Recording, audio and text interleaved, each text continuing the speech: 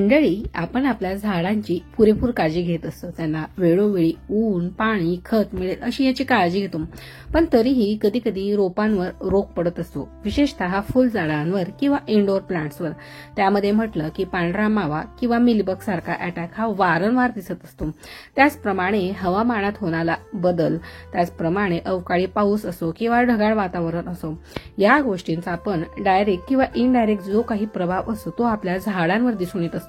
मग त्यामध्ये रोपांची वाढ खुंटणे, चांगली फुलं न येणे असं देखील तुमच्या बागेतल्या रोपांबाबत किंवा कुंडीतल्या झाडांबाबत झालं असेल.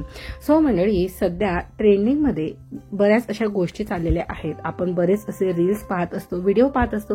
त्यामध्ये वेगवेगळे खतं म्हटली जातात. त्यामध्ये ऑर्गॅनिक असो किंवा केमिकल फर्टिलायझर देखील बऱ्याच प्रमाणामध्ये सांगितले जात असतात.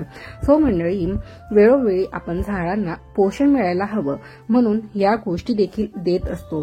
सो या पोषणामध्ये मॅक्रोन्यूट्रिएंट्स असो किंवा मायक्रोन्यूट्रिएंट्स असो, यांची देखील महत्वाची जी भूमिका असते ती यामध्ये बजावली जात असते.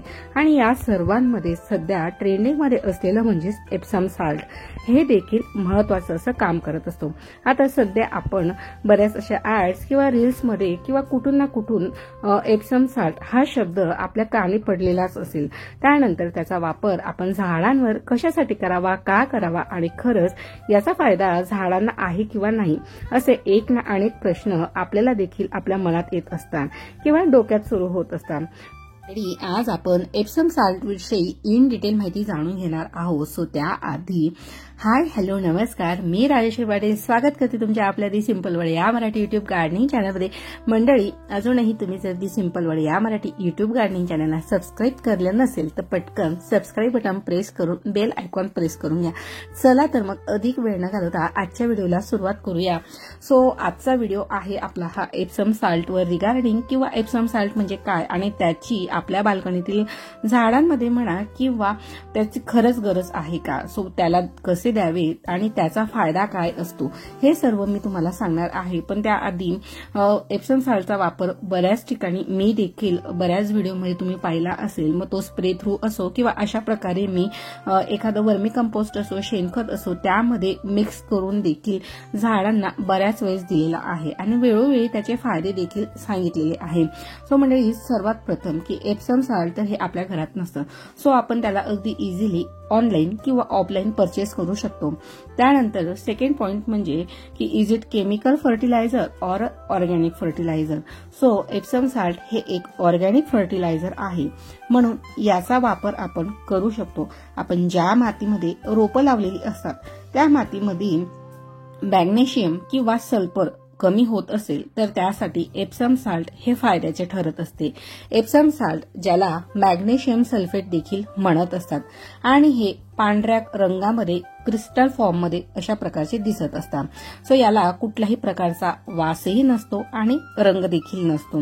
सो तुम्ही आता पाहू शकता की मी या ठिकाणी वर्मी कंपोस्टमध्ये अगदी 1 टेबलस्पून एवढ्याच क्वांटिटीमध्ये हे एप्सम साल्ट घेतलेलं होतं.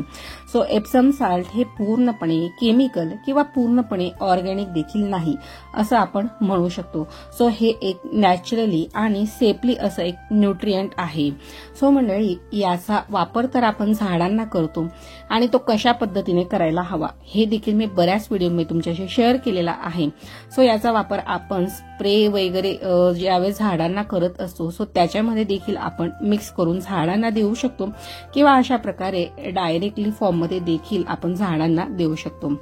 सो याचा हे दिल्यानंतर किंवा एप्सम साल्टचा वापर केल्यानंतर त्याचा जो काही फायदा आहे तो झाडांवरती काय आहे ते आता आपण जाणून घेऊया. मंडळी, एप्सम साल्टचा वापर केल्याने फुलांचा बहार हा सुधारू लागत असतो. त्याचप्रमाणे रोपांचा हिरवा रंग देखील त्याने वाढायला मदत होत असते आणि त्याचप्रमाणे झाडांची चांगली ग्रोथ होण्यास देखील मदत होत असते. सो या ठिकाणी मी एप्सम साल्टचा वापर एक वॉटर सोल्युबल किंवा ते अगदी म्हणजे पाण्यामध्ये लगेच डिझॉल्व्ह होणार आहे. सो तुम्ही अशा प्रकारे अर्धा ते 1 लिटर पाण्यामध्ये देखील त्याला मिक्स करून झाडांना देऊ शकता. एप्सम साल्ट हे एक नॅचरली वे आढळणारं मिनरल असं साल्ट आहे ज्यामध्ये मॅग्नेशियम आणि सल्फर आहे आणि ऑक्सिजन देखील त्यामध्ये आहे. सो मॅग्नेशियमच्या गुणधर्मामुळे प्लांट्सच्या रूट्स पर्यंत इतर आवश्यक पोषक तत्वांचा पुरवठा जो असतो ते करण्यास याची मदत होत असते. त्याचप्रमाणे जे काही प्रकाश संश्लेषणाची क्रिया असते म्हणजे फोटोसिंथेसिसची जी काही प्रोसेस असते त्यासाठी आवश्यक असलेले जे काही क्लोरोफिल असतं ते पानांमध्ये तयार करण्यास देखील एप्सम साल्ट हे मदत करत असतं. त्यानंतर थर्ड पॉइंट म्हणजे पानांचा जो काही पिवळेपणा असतो तो दूर करण्यास मदत करत असतो. म्हणजेच क्लोरोसिसची जी काही समस्या असेल, ज्यावेळेस आपली नागवेलची वेल असेल, मनी प्लांट असेल, यांसारखी पानं पिवळी होत असतात किंवा फुलझाडं असतात, मग ते मोगरा असो, जास्वंदी असो किंवा गुलाब असो, जर झाडाची पानं जर पिवळी व्हायला लागली तर त्यामध्ये क्लोरोसिसची समस्या जर झाली आहे असं समजावं. सो तो पिवळेपणा दूर करण्यासाठी तुम्ही त्याचा एप्सम साल्टच्या पाण्याचा स्प्रे देखील करू शकता किंवा पाण्यामध्ये मिक्स करून ते पाणी झाडांना देखील देऊ शकता. सो पिवळी झालेली जी काही पानं आहेत ती पुन्हा हिरवी होण्यास याने मदत होत असते आणि आपली जी काही पानं आहेत, जे लीव्स आहे, लीफ आहे, ते हेल्दी होण्यास देखील मदत होत असते. त्यानंतर मंडळी एप्सम साल्ट हे फक्त पानांवर काम करत नाही तर ते त्याच्या रूट्सवर देखील काम करत असतं. त्याचप्रमाणे फुलांची जी काही संख्या आहे, त्यांचा आकार आहे, तो देखील एप्सम साल्टच्या वापराने वाढत असतो. फुलांची संख्या असो, फळांची संख्या असो, ती देखील वाढायला मदत होत असते. त्याचप्रमाणे झाडांना बुशी बनवण्यासाठी देखील मदत करत असतं, हेल्दी बनवित असतं. त्याचप्रमाणे झाडं किंवा रोपं हे अधिक हेल्दी आणि त्याने स्ट्रॉंग देखील होत असतात. त्याचप्रमाणे मुळांना कुजण्यापासून देखील हे जे एप्सम साल्ट आहे ते वाचवत असतो. सो अशा प्रकारे तुम्ही एप्सम साल्टचा स्प्रे देखील तयार करू शकतात आणि तो झाडांना फवारल्याने देखील झाडांच्या पानांचा जो काही पिवळेपणा आहे तो तर दूर होत असतो आणि जर तुम्ही पाण्या थ्रू याला डायरेक्टली मातीमध्ये दिलं तर जी काही मुळांना कुजण्याची समस्या असते, बुरशीची जी काही समस्या असते ती देखील दूर होण्यास मदत होत असते. मंडळी हे तर झाले एप्सम साल्ट वापरण्याचे फायदे. मंडळी जर तुमच्या देखील बागेतील झाडांना फुलं येत नसतील तर फुलांनी बाग बहरेल अशासाठी आपण एप्सम साल्टचा हा नक्कीच वापर करू शकतो. किंवा जर रोपांना फुलं येत होते आणि त्यानंतर फुलं येणंच बंद झालेली आहे, रोपांना फुलंच जर येत नसतील, विशेषतः ज्या झाडांना चांगली फुलं येत असतात ती फुलणे ही थांबवत असतात, त्यामुळे बागेचं सौंदर्य तर कमी होत असतं. तथापि आपण अनेक उपाय करून देखील रोपांवर मात्र फुलं येत नसतात. शेवटी ते रोप आपल्याला काढावे लागत असते. पण मात्र त्याआधी हा एक उपाय तुम्ही एप्सम साल्टचा नक्की त्यावर ट्राय करून पहा. सो त्यामध्ये तुम्हाला न्यू ग्रोथ ही नक्कीच दिसून येईल. यानंतर मंडळी सर्वात महत्वाचं आणि गोंधळात टाकणारा एक प्रश्न म्हणजे सेंडो मीठ किंवा रॉक साल्ट म्हणजेच एप्सम साल्ट का? सो मंडळी एप्सम साल्ट हे वेगळं आहे आणि सेंडो मीठ किंवा रॉक साल्ट हे एक वेगळं आहे. एप्सम साल्टमध्ये मॅग्नेशियम आणि सल्फर सारखे पोषक घटक असतात जे वनस्पतीसाठी भरपूर असे फायदेशीर आहे, ज्यामुळे याचा वापर आपण झाडांना फुलं येण्यासाठी करू शकतो. पण मात्र सेंडो मीठ किंवा रॉक साल्टचा वापर आपल्याला हा झाडांवर करायचा नाही आहे. त्याने माती ही खारसट होऊन क्षारयुक्त तयार होत असते आणि जमिनीचा जो काही कस आहे तो देखील कमी होण्यास कारणीभूत ठरत असते. त्यामुळे सेंदो मीठ किंवा रॉक साल्टचा वापर हा अजिबात आपल्याला झाडांवर किंवा कुंडीतील मातीवर करायचा नाही आहे.